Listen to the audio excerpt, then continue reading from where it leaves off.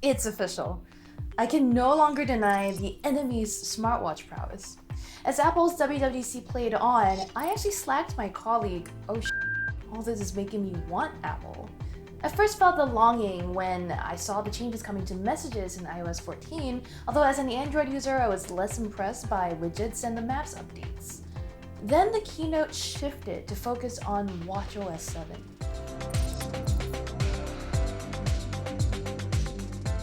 I've long conceded that the Apple Watch is the best smartwatch for iPhone users because it offers excellent integration with iOS.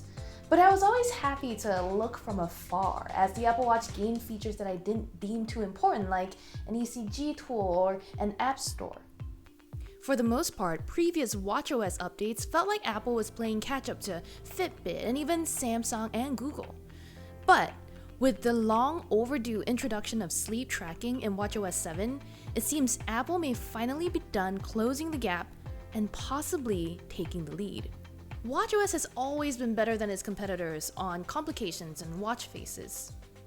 And in WatchOS 7, the faces are more customizable, and apps can finally power more than one complication per device.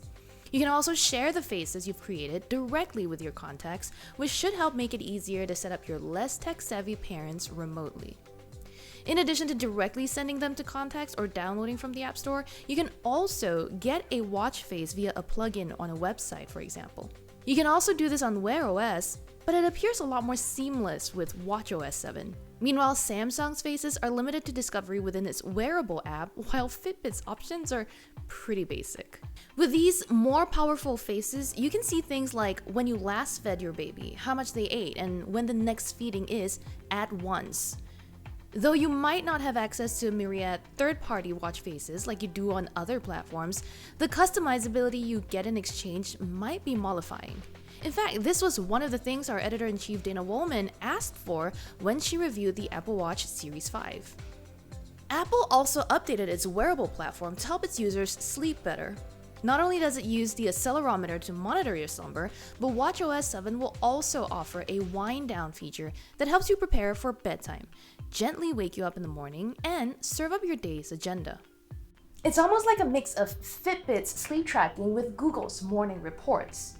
Fitbit does still have the upper hand over Apple here since it uses the heart rate monitor to detect the sleep zone that you're in, which is a little bit more accurate still than just pure accelerometer-based data.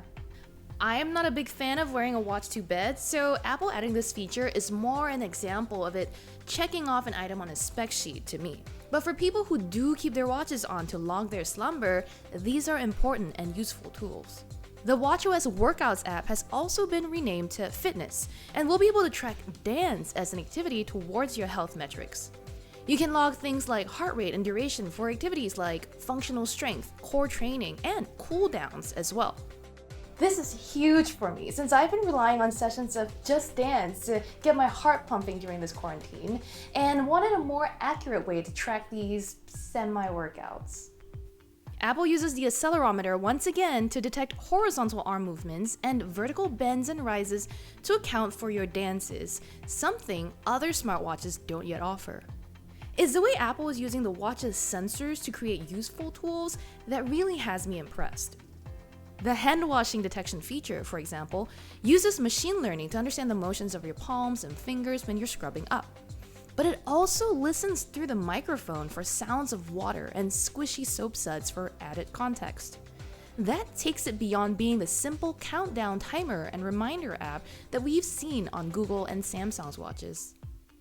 Don't get me wrong, there's still plenty I don't like about the Apple Watch. Its boring rectangular design, for example.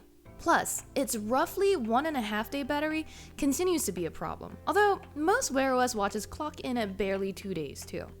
The Galaxy Watch and Fitbit Versa series can last about 5 days though. But with the improvements to health tracking, better use of onboard sensors, along with continued dominance when it comes to smartphone integration, the Apple Watch has become the best smartwatch, period. There aren't a lot of reasons I would give up Android to cross back over into the iOS walled garden, but a strong WatchOS, along with some of the updates coming to iOS, iPadOS, and macOS, have me really considering my allegiance. For more coverage on Apple's smartwatch rivals, as well as in-depth reviews on laptops, smartphones, and a ton of other gadgets, make sure you subscribe to Engadget. And as always, thank you for watching.